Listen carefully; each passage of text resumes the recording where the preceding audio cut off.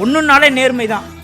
அந்த நேர்மை தவறி எந்த செயல் செய்தாலும் இவங்க வாழ்க்கையில் மிகப்பெரிய ஒரு லாஸ், மிகப்பெரிய ஒரு இழப்பை இவர்கள் சந்திப்பார்கள். மிக நல்ல மனிதர்கள், அதில் எந்த விதமான மாற்றமும் இல்லை. ஆனால் சிறிய ஒரு விஷயத்தை மாற்றிக்கொள்ள வேண்டும், தான் அப்படின்ற ஒரு குணத்தை அவர்கள் மறந்துவிட வேண்டும். இயற்கையாகவே அவங்க இல்லைன்னு சில பேர் சொன்னாலும் நீங்கள் போய் கொஞ்சம் ரிசர்ச் பண்ணிங்கன்னா தெரியும். 1ஆம் தேதியில் பிறந்தாங்கன்னா தான் என்ற ஒரு குணம் எப்போவுமே அவங்களுக்குள்ளே இருக்கும். அவங்க உட்கார்ற தோரணை, அவங்க பேசுகிற தோரணை எல்லாமே அந்த தான் என்ற ஒரு விஷயத்தை குறித்து கொண்டே இருக்கும். ஆனால்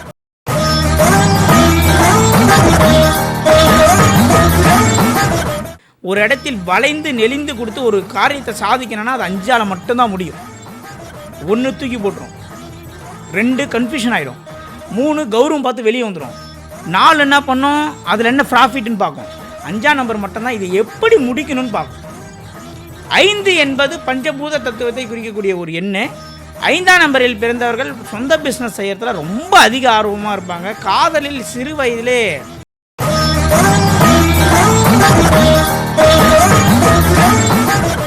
9ஆம் நம்பர் பண்ணுற அவசரம் இருக்குல்ல. ஆனால் இவங்ககிட்ட ஒரு பெரிய விஷயம், எவ்வளோ தான் தோற்றாலும் இறுதியில் ஜெயிக்கிறது 9 தான். எவ்வளோ வேணாலும் தோக்கட்டவன், தெரிஞ்சு தோக்குறான் தெரியாத தோக்குறான்றதால செகண்டரி, இறுதியில் ஜெயிப்பது 9 தான். அவன் ஒரு விஷயத்தை கையில் எடுத்தால் அதை ஜெயிக்காமல் விட மாட்டான், அந்த லட்சியத்தை அடையாமல் விட மாட்டான். எத்தனை முறை விழுந்தாலும் நான் எழுந்து நிற்பேன்ற ஒரு குறிக்கோளோட வாழறவன் தான் 9.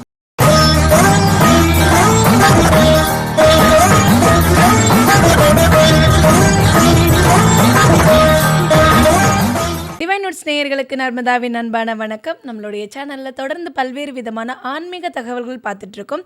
அந்த வகையில் இன்றைக்கி நம்ம பார்க்க போகிற இந்த ஒரு பதிவு எதை பற்றி இருக்க போகுது அப்படின்னு சொல்லி கேட்டிங்கன்னா, எந்தெந்த தேதியில் பிறந்தவர்கள் எப்படிப்பட்ட வாழ்க்கையை வாழ்ந்துட்டு இருக்கிறாங்க அப்படின்றத பற்றின ஒரு தெளிவான விளக்கம் கொடுக்கறதுக்காக நம்ம கூட இன்றைக்கி ஏஎல்பி ஜோதிடர் சம்பத் சுப்பிரமணியம் அவர்கள் இணைஞ்சிருக்கிறாங்க. வணக்கம் சார். வணக்கம் மேடம். சார் நம்ம இதுக்கு முன்னாடி எந்தெந்த கிழமைகளில் பிறந்தவங்க என்ன மாதிரியான ஆட்களாக இருப்பாங்க அப்படின்றத பற்றி போட்டிருந்தோம். நிறைய பேர் நான் இந்த தேதியில் பிறந்திருக்கேன், நான் எப்படிப்பட்டவராக இருப்பேன்னு சொல்லுங்கள் அப்படின்ற மாதிரி நிறைய பேர் கமெண்ட்ஸில் கேட்டிருந்தாங்க. ஸோ அதுக்காகவே இந்த பதிவு நம்ம கொடுக்க போகிறோம் சார். இப்போ 1ஆம் தேதியில் பிறந்தவர்கள் எப்படிப்பட்ட ஒரு குணாதிசயம் கொண்டவர்களாக இருப்பாங்க சார்? 1ஆம் தேதி பிறந்தவர்கள் நேர்மையான குணம் கொண்டவர்கள், போல்டான ஸ்பீச்சு, சும்மா சூப்பராக ட்ரெஸ் பண்ணுவாங்க. ஒரு இடத்துக்கு அவங்க போகிறாங்கன்னா மற்றவர்களுடைய கண் பார்வைகள் அவர்கள் மேலே படும். அந்த மாதிரி ஒரு தோரணை நிச்சயமாக இருக்கும். 1ஆம் தேதியில் ஒருத்தன் பிறந்துட்டாங்கன்னா ஒரு இடத்துல நடந்து போகிறான்னா ஒருத்தனுடைய பார்வை மேலே படும். அந்த மாதிரி ஒரு தோற்றத்தில் தான் இருப்பார்கள். ரொம்ப நேர்மையானவங்க, ரொம்ப போல்டானவங்க. எப்பொழுதுமே இந்த 1ஆம் தேதி பிறந்தவங்கக்கிட்ட நம்ம அவ்வளோ சீக்கிரம் ஒரு ஜாலியாலாம் பேசி பழகிட முடியாது, ரொம்ப ஜோவியலாலாம் நம்ம உள்ளே நுழைஞ்சிட முடியாது. அவ்வளோ சீக்கிரம் அவங்களுடைய சர்க்கிளை கரெக்டான சர்க்கிளில் தான் வச்சுருப்பாங்க. எப்போவுமே அவங்களுக்கு சம்மந்தப்பட்ட ஆட்கள்கிட்ட மட்டும் தான் அவங்க அந்த ஜாலியாலாம் பேசி பழகுவாங்க. மற்றவங்க கிட்டலாம் கொஞ்சம் டிஸ்டன்ஸை மெயின்டைன் பண்ணுறதுல ரொம்ப குறிக்கோளாக இருப்பாங்க. எப்பெல்லாம் இவர்களுக்கு நேர்மை தவறி நடக்கக்கூடிய சந்தர்ப்பங்கள் கிடைக்குதோ அப்போல்லாம் அதை விட்டுடணும். இவங்க நேர்மையை தவறி எப்போ நடக்கிறாங்களோ நிச்சயமாக இவங்க வாழ்க்கையில் மிகப்பெரிய அடி விழும். ஒன்றுனாலே நேர்மை தான். அந்த நேர்மை தவறி எந்த செயல் செய்தாலும் இவங்க வாழ்க்கையில் மிகப்பெரிய ஒரு லாஸ், மிகப்பெரிய ஒரு இழப்பை இவர்கள் சந்திப்பார்கள். மிக நல்ல மனிதர்கள், அதில் எந்த விதமான மாற்றமும் இல்லை. ஆனால் சிறிய ஒரு விஷயத்தை மாற்றிக்கொள்ள வேண்டும், தான் அப்படின்ற ஒரு குணத்தை அவர்கள் மறந்துவிட வேண்டும். இயற்கையாகவே அவங்க இல்லைன்னு சில பேர் சொன்னாலும் நீங்கள் போய் கொஞ்சம் ரிசர்ச் பண்ணிங்கன்னா தெரியும். 1ஆம் தேதியில் பிறந்தாங்கன்னா தான் என்ற ஒரு குணம் எப்போவுமே அவங்களுக்குள்ளே இருக்கும். அவங்க உட்கார்ற தோரணை, அவங்க பேசுகிற தோரணை எல்லாமே அந்த தான் என்ற ஒரு விஷயத்தை குறித்து கொண்டே இருக்கும். ஆனால் நேர்மையானவர்கள், நல்லவர்கள், அதில் எந்த விதமான மாற்றமும் இல்லை. Okay sir. 2ஆம் தேதியில் பிறந்தவங்க எப்படிப்பட்ட குணாதிசயம் கொண்டிருப்பாங்க, இது வரைக்கும் எப்படி வாழ்ந்துருப்பாங்க, இதுக்கப்புறம் எப்படி வாழ போகிறாங்க சார்? 2ஆம் தேதி ஒரு சலன புத்தி நம்ம சொல்லுவோம். ரொம்ப ஹாப்பியோட எக்ஸ்ட்ரீம் லெவல்லையும் இவங்க தான், டிப்ரெஷனோட எக்ஸ்ட்ரீம் லெவல்லையும் இவங்க தான். இவங்க சந்தோஷமாக இருந்தாங்கன்னா எல்லாத்தையும் மறந்துடுவாங்க. இந்த சந்தோஷம் முடிஞ்சதுக்கப்புறம் தான் இவங்க பேக் எங்கே வச்சேன், ஃபோன் எங்கே வச்சேன், சாவி எங்கே வச்சேன்றதே ஞாபகம் வரும். டிப்ரெஷனுடைய உச்சமாக இந்த 2ஆம் நம்பர் தான். இது ஒரு வளர்ப்பிறை தேய்பிறை சந்திரன் மாரி ஒரு 10 நாள் ஜாலியாக இருந்தாங்கன்னா 11ஆவது நாள் நிச்சயமாக கண்ணீர் வடித்தே ஆக வேண்டும். இந்த சந்திரனுக்குடைய குணம் அது. 2ஆம் தேதி பிறந்தவர்கள் கற்பனையில், கவிதை எழுதுவதில், பாடல் பாடுவதில், புராணங்கள் இலக்கியங்களை ரசிப்பதில் ஆர்வம் கொண்டவர்கள். இவங்களை அடிச்சிக்க முடியாது. நீங்கள் எந்த பேச்சாளர், பட்டிமன்றம் பேச்சாளர், பாடகர்கள், பாட்டை உருவாக்குறவங்க, மியூசிக் டைரக்டரு, ஒரு மியூசிக் கம்போஸ் பண்ணுறவங்க, இவங்கெல்லாம் போய் பாருங்கள் 2ஆம் தேதியிலேருந்து அவங்க தான் பீக்கில் இருப்பாங்க. ஏன்னா கற்பனை சக்தியை அதிகம் ஊட்டக்கூடிய ஒரு எண்ணுன்றதுனால இந்த ரெண்டாம் இப்போ 1ஆம் நம்பருக்கு என்ன சொன்னால் நேர்மைன்னு சொன்னோம். இது ரெண்டுக்கு அப்படியே ஆப்போசிட் என்ன சொல்ல போகிறோன்னா, இவர்கள் பொய் சொல்லாமல் வாழ்ந்தார்கள் என்றால் இவர்கள் வாழ்க்கை மிகப்பெரிய உச்சத்தை தொடும். ஆனால் இந்த சந்திரன் அவங்க ஜாதகத்தில் நல்லா இருந்ததுன்னா அவங்க பொய் சொல்ல மாட்டாங்க. ஒருவேளை சந்திரன் கெட்டு போயிடுச்சு அப்படின்னா அந்த பொய் என்ற ஒரு ஏதோ ஒரு இடத்துல ஏதோ ஒரு டைமில் சம்மந்தமே இல்லாத ஒரு பொய் சொல்லியிருப்பாங்க. அது சம்மந்தமே இல்லாத இடத்துக்கு வந்து நின்று அவங்க வாழ்க்கையில் பெரிய பாதகத்தை உருவாக்கிடும். சந்திரன் அப்படின்னா வேகம், அந்த வேகத்தில் அவங்க சொல்கிற பொய் வாழ்க்கையை பாதிக்கும். 1ஆம் நம்பர் நேர்மையாக இருக்கணும், 2ஆம் நம்பர் பொய் சொல்லுவதை தவிர்த்து கொள்ள வேண்டும். இதுதான் உண்மையான விஷயம். Okay sir. இந்த 3ஆம் தேதியில் பிறந்தவங்க இது வரைக்கும் எப்படி இருந்திருப்பாங்க, இதுக்கப்புறம் எப்படி இருக்க போகிறாங்க அப்படின்றத கணிக்க முடியுமா சார்? நிச்சயமாக முடியும். 3ஆம் நம்பர்னாலே ப்ரெஸ்டேஜ், தனக்குன்னு ஒரு அங்கீகாரம், தனக்குன்னு ஒரு கௌரவம், என்னை யாரும் குறை சொல்லக்கூடாது, நான் இப்படி தான், நான் ஒரு ஃபங்க்ஷனுக்கு போனால் என் வீட்டில் 1000 கஷ்டம் இருந்தாலும் நான் டிப்டாப்பாக தான் போவேன், எனக்கு நீ அறிவுரை சொல்லாத, எனக்கு பிடிக்காது, ஏன் ஈகோ டச் ஆகிடும் அப்படின்னு என்னை சொல்லக்கூடியவர்கள் தான் இந்த 3ஆம் நம்பர்காரர்கள். ஆன்மீக சிந்தனவாதி, ரொம்ப பொறுமைசாலி. இவர்களை மீறி ஒரு கோபக்காரன் நீங்கள் பார்க்கவே முடியாது. ஆனால் அவருடைய கோபம் அவ்வளோ சீக்கிரம் வெளியே தெரியாது. நீங்கள் ஒரு 3ஆம் நம்பரை போய் பார்த்தீங்கன்னா, ஐயோ நல்ல பையன்ப்பா, ஐயோ ரொம்ப சாஃப்டான பையன், ஆனால் கோபம் கொண்டால் காடு தாங்காதுன்னு சொல்லுவாங்க. அது மாதிரி சாது மிரண்டால் காடு தாங்காதுன்ற மாரி அந்த 3ஆம் நம்பருக்கு அவன் கோபம் வந்துடுச்சு அப்படின்னா 1 2 கிட்டலாம் நிற்க முடியாது, ஓடிடணும். ஆனால் ஒரு தனக்கென்ற ஒரு அங்கீகாரத்தோடு வாழக்கூடிய ஒரு நபர், எப்பொழுதுமே ஒரு ஆன்மீக சிந்தனை, கருணை உள்ளம் கொண்டவர், கரெக்டாக எல்லாத்துலேயுமே கரெக்டாக இருக்கணும்னு நினைக்கக்கூடிய ஒரு நபர், பட்டதை மனசில் பட்டதை தெளிவாக சொல்லக்கூடிய ஒரு நபர், மற்றவர்களுக்கு இவர் போதனை சொல்லுவார், அறிவுரை சொல்லுவார், அதை ஏற்றால் வழி நடத்துவார், இல்லைன்னா விட்டு போயிடுவார். ஒரு நல்ல மனிதர். 1ஆம் நம்பருக்கு நேர்மை, 2ஆம் நம்பருக்கு பொய் சொல்லக்கூடாது, 3ஆம் நம்பருக்கு எல்லா இடத்துலையும் கௌரவம் பார்ப்பதை குறைத்து கொள்ள வேண்டும். ஒரு இடத்துக்கு ஃபங்க்ஷன் போகிறாங்கன்னா ஃபங்க்ஷன்காரங்க வாசல்லே வந்து கூப்பிட முடியாது, வீட்டு உள்ளே போனால் தான் வாங்கன்னு கூப்பிடுவாங்க இல்லையா, இல்லை மண்டபத்து உள்ளே வச்சு போனோம், இவர் வாசல்லே நின்றுக்கிட்டு வாசலுக்கு வந்துட்டு ஒன்றும் வெளியே ஆளே வரலாம்னு நினைப்பாங்க. அந்த ஒரு குணத்தை மாற்றிக்கொள்ள வேண்டும். சரிங்க சார். இப்போ வந்து 4ஆம் தேதியில் பிறந்தவங்களுடைய குணாதிசயம் எப்படிப்பட்டவர்களாக இருப்பாங்க சார்? 4ஆம் தேதியில் பிறந்தவர்கள் ஒரு விஷயத்தை தெளிவாக செய்ய மாட்டான்.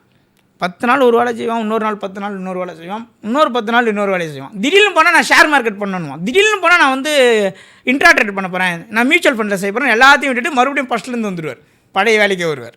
இந்த 4ஆம் நம்பரில் பிறந்தவர்கள் நிறைய நாலேஜபிளான பர்சன். இவர்களுக்கு வெளிநாட்டு வாழ்க்கையில் எப்போவுமே ஒரு மோகம் இருந்து கொண்டே இருக்கும். அட்லீஸ்ட் அதர் ஸ்டேட்டாச்சும் போயிடணும், அப்போ தான் இவங்களுக்கு ஒரு தூக்கம் வரும். ரெண்டாவது, எல்லாத்துலேயுமே ஒரு மாடர்னை எதிர்பார்த்துக்கிட்டே இருப்பாங்க. இவங்களுக்கு இந்த பழமை விரும்பிலாம் பிடிக்காது. இன்றைக்கி ட்ரெண்டில் நான் ஒரு ஸ்வீட் கடைக்கு போனால் கூட இன்றைக்கி ட்ரெண்டிங்கில் என்ன ஸ்வீட் வந்திருக்கு, ட்ரெஸ்ஸில் இன்றைக்கி என்ன ட்ரெஸ்ஸு மாடலில் வந்திருக்கு, அது மாதிரி மாடலை எதிர்பார்க்குறவங்க, ஒரு ஃபேஷனாக வாழறவங்க, இன்றைக்கி உலகத்துக்கு நம்ம எப்படி இருக்கணுமோ அதை வெளிப்படுத்தக்கூடிய ஒரு நம்பர் தான் இந்த 4ஆம் நம்பரு. 4ஆம் நம்பர் செய்யக்கூடியாத தவறு என்னென்னா, ஷேர் மார்க்கெட் பக்கம் போனால் உஷாராக இருக்கணும். அடி விழுந்ததுன்னா லட்சக்கணக்கில் விழுந்துடும். மியூச்சுவல் ஃபண்டு சைடு போனால் உஷாராக போகணும். இந்த 4ஆம் நம்பர்கிட்ட இருக்கிற பெரிய ட்ராபேக் என்ன அப்படின்னு கேட்டிங்கன்னா, அதிக நாலேஜ் நம்மளுக்கு தெரியுன்ற ஒரு குருட்டு போக்கிலேயே யாரையும் கேட்காம போய் எதனா ஒரு விஷயத்தை செஞ்சு அதில் பெரிய லாஸ் ஆகிடுவாங்க. அதில் மிக கவனம் தேவை. கண்டிப்பாக. இந்த 5ஆம் தேதியில் பிறந்தவங்க எப்படிப்பட்ட வாழ்க்கையை இது வரைக்கும் வாழ்ந்திருப்பாங்க, எப்படிப்பட்ட குணாதிசயங்கள்லாம் அவங்களுக்கு இருக்கும் சார்? 5ஆம் நம்பரை பற்றி சொல்லணும் அப்படின்னு கேட்டிங்கன்னா, 5ஆம் நம்பர் வந்து நல்ல நம்பர்னு சொல்ல முடியாது, கெட்ட நம்பரும் சொல்ல முடியாது. ஏன் தெரியுமா? அந்த 5ஆம் நம்பர் எல்லா நம்பரையும் சமாளிக்கும். இருக்கிறதே மொத்தம் 9 நம்பரு, இன்னாண்ட 4 இன்னாண்ட 4, சென்டராக இருக்கிறது 5. இந்த 4ஐயும் இது பார்க்கும், இந்த 4ஐயும் பார்க்கும். இந்த 5ஆம் நம்பர் வந்து இடத்துக்கு ஏற்ற மாதிரி, ஆளுக்கு ஏற்ற மாதிரி, சூழ்நிலைக்கு ஏற்ற மாதிரி ஒரு இடத்தில் வளைந்து நெளிந்து கொடுத்து ஒரு காரியத்தை சாதிக்கணும்னா அது 5ஆல் மட்டும்தான் முடியும். 1 தூக்கி போட்டுரும், 2 கன்ஃபியூஷன் ஆகிடும், 3 கௌரவம் பார்த்து வெளியே வந்துடும், 4 என்ன பண்ணும், அதில் என்ன ப்ராஃபிட்னு பார்க்கும். 5ஆம் நம்பர் மட்டும்தான் இதை எப்படி முடிக்கணும்னு பார்க்கும். 5 என்பது பஞ்சபூத தத்துவத்தை குறிக்கக்கூடிய ஒரு எண்ணு. 5ஆம் நம்பரில் பிறந்தவர்கள் சொந்த பிஸ்னஸ் செய்கிறதுல ரொம்ப அதிக ஆர்வமாக இருப்பாங்க. காதலில் சிறு வயதிலே அவதிப்பட்டு அடி விழுந்ததுக்கப்புறம் தான் திருமண வாழ்க்கையில் அவங்களுக்கு ஒரு மாற்றம் ஏற்படும். 5ஆம் நம்பரில் பிறந்தவர்களுக்கு மிகப்பெரிய ட்ராபேக் என்ன தெரியுமா? எதையும் முழுசாக நம்ப மாட்டான். அவன் எப்போ அதை மாற்றிக்கிறானோ அவன் வாழ்க்கை மாறும். இங்கே ரூல் எல்லாருக்கும் ஒன்று தான்.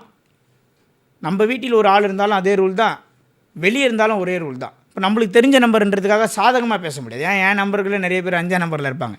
5ஆம் நம்பருக்காரன் எப்போவுமே ஒரு சந்தேகத்தோடையே ஒரு விஷயத்தை அணுகுவான். ஒரு சந்தேகத்தோடையே பார்ப்பான், இது கரெக்டாக இருக்குமா, உண்மையை சொல்கிறாங்களோ இல்லை பொய் சொல்லுவாங்களோ. இந்த குணத்தை அவன் தூக்கி போடும்போது அவன் ஜெயிப்பான். இதுதான் உண்மை. Okay sir. இப்போ 6ஆம் தேதியில் பிறந்தவங்களுடைய குணாதிசயம் எப்படிப்பட்டவர்களாக இருப்பாங்க சார்? 6ஆம் தேதி பிறந்தவங்ககிட்ட நாளைக்கு காலைல 4:30 கல்யாணம்னா நீ நைட்டே ரிசப்ஷனுக்கு கூப்பிட்டு போயிடணும். ஏன்னா நிச்சயமாக 4:30 வந்து கல்யாணத்துக்கு வரமாட்டாங்க. சரிங்களா? முதல்ல சொகுசு, பொறுமையாக எழுந்து தலைவாரி அவர் கிளம்பி வரத்துக்குள்ளே அங்கே கல்யாணம்லாம் முடிஞ்சு லாஸ்ட்டு பந்திக்கு உட்காந்து சாப்பிட்டுருப்பாங்க. வந்தவொடனே சொல்லுவார், பார்த்தியா கரெக்ட் டைமுக்கு வந்தமானுவார். அவருடைய கான்செப்ட் எப்பவுமே முதலில் தனக்கு சுகம், தான் சுகத்துக்காக பிறரையும் சில பேர் கஷ்டப்படுத்துவாங்க. 6ஆம் நம்பரை நான் எல்லாரையும் அப்படி சொல்லலை. ஆனால் தான் ஜெயிச்சிடணும், தான் எதனா ஒரு லூப் ஹோலில் ஜெயிச்சுட்டு வந்து உனக்கு பெருசாக அமௌண்ட்டு தரேன், நிச்சயமாக தருவேன். நீ வந்து 6ஆம் தேதியாக இருந்தாலும் சரி, 15ஆம் தேதியாக இருந்தாலும், 24ஆம் தேதியாக இருந்தாலும், யாராக வேணாலும் எடுத்து ரிசர்ச் பண்ணி பாருங்கள். நான் ஏதோ ஒரு இடத்துலேருந்து பிடிக்கிட்டு வந்து பெருசாக உனக்கு தந்துடுறேன், இப்போ நான் கஷ்டத்தில் இருக்கேன், எனக்கு ஒரு லூப் வேணும் அப்படின்னு ஒரு உதவியை கேட்டு பிறரையும் கஷ்டத்தில் தள்ளக்கூடிய ஒரு நம்பரு. ஆனால் 6இல் இருக்கக்கூடிய ஒரு ஃபஸ்ட் கிளாஸ் விஷயம் என்ன அப்படின்னு கேட்டிங்கன்னா, தான் மட்டும் சொகுசாக அந்த இருந்தால் போதாதுன்னு தான் கூட இருக்கிறவங்களையும் சொகுசாக மாற்றிடுவாங்க. அதுதான் அவங்ககிட்ட இருக்கிற ஒரு ஸ்பெஷலு. நாளடைவில் உடம்பு வெயிட் போட ஆரம்பிக்கும். இந்த 6ஆம் தேதியில் பிறந்தவங்களுக்கு சம்மந்தமே இல்லாத உடம்பு வெயிட் ஆகிடும். 2வது மாந்திரிக பிரச்சனைகள் இந்த 6ஆம் நம்பரை துரத்தி பிடிக்கும். இந்த செய்வினை, பில்லி, சூனியம் போன்ற விஷயங்கள் இந்த 6ஆம் நம்பரை குறிப்பாக பாதிப்பதை நாம் பார்க்கிறோம். இந்த 6ஆம் நம்பர் என்ன செய்யக்கூடாது அப்படின்னா, ஓவர் லக்ஸரியை எதிர்பார்த்து வாழ்க்கையை தொலைச்சிடக்கூடாது. 20,000 ரூபாய் சம்பளம், மாதம் 30,000 சம்பளமா, இதுதான் நம்மளுக்கு இறைவன் விதிக்கப்பட்ட விதின்னு போயினேரு. ஒரு நாள் 1 லட்ச ரூபாயை மாறும். நீ இந்த 30,000 சம்பளத்தை 10 லட்சம் சம்பளமாக மாற்றி உலகத்தில் நான் யாருன்னு காட்டணும், ப்ரூவ் பண்ணணும்னு நினச்சேன்னா நிச்சயமாக மிகப்பெரிய அளவில் பாதிப்பை சந்திப்பார்கள். 6 என்பது லக்ஸரி. அந்த லக்ஸரிக்கு உண்டான காலம் வரும்போது நீங்கள் லக்ஸரி அனுபவிக்கலாம். ஆனால் அதை போய் நீங்களே வாலண்டியராக இழுக்கும்போது பிரச்சனை மாட்டிப்பாங்க. கண்டிப்பாக சார். 7ஆம் தேதியில் பிறந்தவங்களுடைய வாழ்க்கை எப்படிப்பட்டவர்களாக வாழ்ந்திருப்பாங்க சார் இது வரைக்கும்? 7ஆம் தேதி வந்து எக்ஸ்ட்ரீம் நாலேஜ் ஒருத்தவங்க இருக்குன்னா அது 7 தான். வெளியே காட்டிக்க மாட்டான். பார்த்தா ஏதோ ஒரு கோடு போட்ட சட்டையை சேவிங் பண்ணாத சுற்றின்னு இருப்பான். நம்ம நினைப்போம் எல்லாரை பற்றியும் புரிஞ்சு வச்சுருப்பான். நீங்கள் யார், இன்னொருத்தவங்க யார், நண்பன் யார், மனைவி யார், தம்பி யார், குழந்தையா யார், எல்லாத்தையும் புரிஞ்சு வச்சுருப்பான். ஆனால் எக்ஸ்போஸ் பண்ண மாட்டான். அடுத்து என்ன நடக்க போகுதுன்னு அவனுக்கு தெரியும். அடுத்து என்ன நடக்கும், அதை எப்படி நம்ம ஃபேஸ் பண்ண போகிறோன்றதையும் தெரியும். 7ஆம் நம்பர் தனிமையில் இருக்கக்கூடிய நண்பர், அதிகமாக யோசிக்கக்கூடிய ஒரு நம்பர். லோன்லியாக எப்போவுமே தனிமையை மட்டுமே, கூட்டமாக போக மாட்டான். ஃபோட்டோ எடுத்து ஸ்டேட்டஸில் போடுறது, ரீல்ஸு போடுறது, ஃபேஸ்புக்கில் போடுறதெல்லாம் விரும்ப மாட்டான். உண்மையில் ஒருத்தர் 7ஆம் நம்பர்னால் இதெல்லாம் விரும்ப மாட்டாங்க. அதிகமாக விளம்பரத்தை அவன் தனிமையை நாடியே செல்ல வேண்டும் என்று நினைப்பான். அதிக நம்பிக்கை துரோகங்களையும் ஒருத்தவன் சந்திக்கிறான்னா அவன் 7ஆம் நம்பராக தான் இருப்பான். பணம் கேட்டேங்க, ஒரே ஃப்ளாட்டுங்க, பக்கத்து வீட்டுங்க, பணம் கேட்டேங்க, கொடுத்தங்க, திருப்பியே தரலைங்க, உங்கள் டேட் ஆஃப் பர்த் நான் கேட்டால் 7ஆக இருக்கும். ஏன்னா 7 என்றாலே கேதுன்னு அர்த்தம். கேது என்றாலே ஞானம்னு அர்த்தம். ஞானம் எங்கேருந்து வரும்? ஏமாந்தால் தான் வரும். அப்போ 7ஆம் நம்பரில் பிறந்தவர்கள் அனைவருமே அதிக ஞானம் உள்ளவர்கள், அதிக ஏமாளிகள். ஏமாந்ததுனால அந்த ஞானத்தை பெற்றவர்கள். ரொம்ப எச்சரிக்கையாக இருக்கணும். யாரையும் அவ்வளோ சீக்கிரம் நீங்கள் நம்பக்கூடாது. 7ஆம் நம்பரில் ஒரு 35 வயசுக்கு மேலே இருக்க 7ஆம் நம்பர்லாம் தப்பிச்சிடும். ஏன்னா 35 வயசுக்குள்ளே நிறைய ஏமாற்றத்தை சந்தித்திருப்பாங்க. இந்த இளம் வயதில் இருக்கக்கூடிய 7ஆம் நம்பர்கள் கொஞ்சம் உஷாராக இருக்கணும். 8ஆம் தேதியில் பிறந்தவர்களுடைய வாழ்க்கை எப்படி இருந்திருக்கும் சார்? இதுக்கப்புறம் எப்படி இருக்கும் சார்? 8ஆம் தேதியில் ஒருத்தவங்க பிறகுறாங்கன்னா அவங்க எந்த இடத்துல போனாலுமே அந்த இடத்துல தான் ஹீரோவாக இருக்கணும்னு நினைப்பாங்க. ஒரு இடத்துல டாமினேஷன் சொல்லுவாங்க இல்லையா, அந்த இடத்துல நான் வச்சது தான் சட்டம், அந்த இடத்தை தான் அடக்கி ஆள வேண்டும் நினைப்பாங்க. இல்லை என்றால் அந்த இடத்தை அவங்க அடக்கி ஆளுவாங்க. ரெண்டுத்தில் எதனா ஒன்று நடக்கும். நீங்கள் ஒரு 8ஆம் தேதி எதுவுமே எதனா ஒரு இடத்துல விடுங்களேன், 10 வருஷமாக ஒருத்தவங்க மேனேஜராக இருப்பான், இவங்க உள்ளே போனோடனே அவன் காலி ஆகிடுவான். 8 என்றால் சனி என்று பொருள். ஜோதிடம் நியூமராலஜி என்பதே வெளிநாட்டுலேருந்து வந்தது நம்ம நினச்சிட்டு இருக்காங்க. கிடையாது. நியூமராலஜி ஆதிசங்கரர் தான் சௌந்தரிய லகரியில் சொல்லியிருக்காரு. நியூமராலஜி பற்றி ஃபுல்லாக தெரிஞ்சவங்களுக்கு தெரியும், சிரோஸை பற்றி தெரிஞ்சவங்களுக்கு தெரியும். 8 என்றால் அடக்கி ஆளுவதுன்னு அர்த்தம். நீ யாராக இருந்தாலும் எனக்கு அதை பற்றி கவலைப்படாது. சனீஸ்வரன் யாரை பற்றி கவலைப்பட மாட்டார், நான் இப்படி தான் அப்படின்னு அந்த டாமினேஷனை சொல்லக்கூடிய ஒரு நம்பர். கடின உழைப்பாளிகள். எந்த துறையை எடுத்தாலும் அதில் 8ஆம் நம்பர் எடுத்திங்கன்னா அந்தந்த துறையை போய் பாருங்கள், மிக கடின உழைப்பாளிகள். அதில் எந்த விதமான மாற்றம் இல்லை. அதில் அவர்கள் ஜாதகத்தில் சனி வக்ரமாக இருந்தால் வேகமான கடின உழைப்பாளிகள், சனி வக்ரமாகனா ஸ்லோவான கடின உழைப்பாளிகள். நம்ம ஜாதகத்தை வச்சு பார்த்துப்போம். 8ஆம் நம்பருக்கு இயற்கையாக ஒரே ஒரு ப்ளஸ் பாயிண்ட் என்னன்னு கேட்டிங்கன்னா, அவங்க இறைவனை வழிபட தேவைன்னு. இயற்கையாகவே இறைவனுடைய அனுகிரகம் பெற்றவர்கள். 8ஆம் நம்பரில் பிறந்தவங்களுக்கு இந்த அமானுஷத்தில் நிறைய இன்ட்ரெஸ்ட் இருக்கும். இந்த குறி சொல்வது, ஓலைச்சுவடி பார்ப்பது, கைரேகை பார்ப்பது, இல்லை தெய்வங்களோட இந்த பேசுகிற இந்த உபாசகர்களுடைய நட்பு வைத்துக்கொள்வது, இந்த மாதிரி வேத சாஸ்திர நூல்கள் படிப்பது, வேத சாஸ்திரங்கள் அந்த மாதிரியான விஷயங்களுக்கு இந்த 8 வந்து, ஏன்னா நம்பர்லேயே எல்லா நம்பரும் வந்து பார்த்திங்கன்னா நீங்கள் எழுதும்போது கீழே தான் போகும். 8 மட்டும்தான் தன் கர்மவினை தானே அனுபவித்துக் கொள்வதற்காக மறுபடியும் மேலே ஏறும். மறுபடியும் கீழே வந்து மறுபடியும் மேலே போய் தான் 8 முடியும். அப்போ 8 என்ற தாத்பரியம் என்ன சொல்ல வருதுன்னா, தான் பிறந்த கர்மவினை தான் அனுபவிக்கிறதுக்காக வந்த என்னை யாரும் தடுக்காதீங்கன்னு. 8ஆம் நம்பருடைய வாழ்க்கையில் வந்து பார்த்திங்கன்னா நிறைய 8ல் லவ் மேரேஜ் நிறைய நடக்கும். லவ் மேரேஜ் நிறைய நடக்கும். 8ஆம் நம்பரில் மேக்ஸிமம் ஒரு 80% பீப்புள்ஸுக்கு லவ் மேரேஜ் தான் நடக்கும். ஏன்னா அது கர்மவினை தானே அனுபவித்துக் கொள்ள வேண்டும் என்ற வந்த நம்பர், அதை தடுத்து நிப்பாட்ட முடியாது. அவங்ககிட்ட இருக்கிற பெரிய ஒரு ட்ராபேக் என்ன அப்படின்னு கேட்டிங்கன்னா, தான் சொல்வதை ஒருவர் கேட்கலைன்னா அவனை துண்டிச்சிருவாங்க. அவன் நட்பே வேணாம், அவன் உறவே வேணான்றுவாங்க. அந்த ஒரு பழக்கத்தை தூக்கி போட்டுற வேண்டும். அடுத்த இடத்துலேருந்து யோசிச்சுப்பாங்க. கண்டிப்பாக சார். சார், இந்த 9ஆம் தேதியில் பிறந்தவங்களுடைய வாழ்க்கை இதுவரை எப்படிப்பட்ட ஒரு வாழ்க்கையாக இருந்திருக்கும்? எப்படிப்பட்ட குணாதிசயங்கள் கொண்டவங்களாக இருப்பாங்க சார்? உண்மையிலே 9 ஒரு ஏமாளி. உண்மையிலே சொல்லப்போனால் இந்த 8 நம்பரை விட 9 தான் ரொம்ப ஏமாளி. ஏன்னா இந்த 9ஆம் நம்பர் ரொம்ப எமோஷ்னலான நம்பர், ரொம்ப பாசக்கார நம்பர். டக்குன்னு பழகுவான், டக்குன்னு ஒரு விஷயத்தை பெருசாக ஒருத்தனுக்கு செஞ்சுட்டு போயிடுவான். 10 நாள் தான் பழகியிருப்பான், 50 லட்சத்துக்கு செஞ்சுருவான். அந்த 50 லட்சத்துக்கு எவனுக்கு செஞ்சானோ அவனே இவன் முதுகில் குத்திடுவான். அப்புறம் இவன் பின்னாடி போய் புலம்புவான். இந்த 9ஆம் நம்பர் பண்ணுற அவசரம் இருக்குல்ல. ஆனால் இவங்ககிட்ட ஒரு பெரிய விஷயம், எவ்வளோ தான் தோற்றாலும் இறுதியில் ஜெயிக்கிறது 9 தான். எவ்வளோ வேணாலும் தோக்கட்டவன், தெரிஞ்சு தோக்குறான் தெரியாத தோக்குறான்றதால செகண்டரி, இறுதியில் ஜெயிப்பது 9 தான். அவன் ஒரு விஷயத்தை கையில் எடுத்தால் அதை ஜெயிக்காமல் விட மாட்டான், அந்த லட்சியத்தை அடையாமல் விட மாட்டான். எத்தனை முறை விழுந்தாலும் நான் எழுந்து நிற்பேன்ற ஒரு குறிக்கோளோட வாழறவன் தான் 9.